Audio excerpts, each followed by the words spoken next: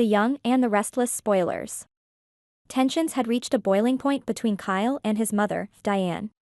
The rift that had been growing between them finally exploded when Kyle discovered the depth of Diane's betrayal. Kyle stormed into the living room, his face a mask of fury. "How could you, Diane?" he shouted. "You've been helping Summer destroy Claire's life, and you're trying to take Harrison away from me?" Diane, seated elegantly on the couch, didn't flinch. "Summer deserves to have Harrison. She is his mother, after all. And Claire is nothing but trouble. I've been protecting our family's interests." Kyle's hands clenched into fists. "You've been undermining me at every turn. You hate me because I wouldn't support your bid to replace Jack as CEO of Chabot. This isn't about family. This is about your power and your vendetta against me." Diane's eyes flashed with anger. "You're naive, Kyle. You've always been in the way, blocking my path. Chabot needs a strong leader, and that's not Jack. It's certainly not you." The argument escalated quickly, their voices ringing through the house. Kyle's heart ached with the realization that his mother's ambition had driven her to such lengths. "I just want a peaceful life with Claire and Harrison. But you keep poisoning Harrison against Claire, telling him she's a bad person. You're tearing this family apart." Diane stood up, her face inches from Kyle's. "Claire is a problem. She's not right for you or for Harrison. I'm doing what's best for my grandson." Kyle couldn't hold back any longer. "You're not doing what's best for anyone but yourself. You're selfish and manipulative, and I've had enough of it. You're a terrible mother." The words stung Diane deeply, and in a moment of rage, she slapped Kyle across the face. The sound of the slap echoed in the silent room, followed by a heavy, oppressive silence.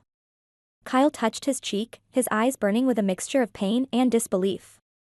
"You've gone too far," he whispered, his voice thick with emotion. "I have no respect left for you. You're nothing but a fool." Jack, who had been drawn by the shouting, rushed into the room just as the slap landed. "What's going on here?" he demanded, looking between his son and his ex-wife. "Jack, she's been conspiring with Summer to ruin Claire's life and take Harrison away from me," Kyle said, his voice trembling with anger and hurt. Jack turned to Diane, his face a mixture of disappointment and anger. "Diane, is this true?" Diane stood tall, refusing to back down. "I did what I thought was necessary. Kyle is too blind to see what's best for Harrison. Summer deserves to be with her son, and Claire is toxic." Jack ran a hand through his hair, the weight of the family's turmoil pressing heavily on his shoulders. "This has to stop. We can't keep tearing each other apart like this." Kyle shook his head. "There's no going back from this, Dad. She hit me. She's been poisoning Harrison's mind against Claire. I can't trust her anymore." Diane's face softened slightly, but her eyes were still hard. "I did what I had to do. You'll thank me someday." "Thank you?" Kyle repeated incredulously. "For destroying our family? For turning my son against the woman I love? Never." Jack stepped between them, his voice firm. "Both of you need to calm down. We need to find a way to move forward, not keep dwelling on what's already happened." But the damage had been done. The slap had shattered whatever fragile piece might have remained. Diane's actions and Kyle's words had driven a wedge between them that seemed insurmountable. As the days passed, the Abbott household remained tense. Jack did his best to mediate, but the bitterness between Diane and Kyle was too deep. Summer, feeling the weight of her involvement, tried to make amends, but it was too little, too late. Claire, caught in the crossfire, could only hope that time would heal the wounds inflicted by Diane's ambition and Kyle's desperation. In the end, it was Harrison who suffered the most.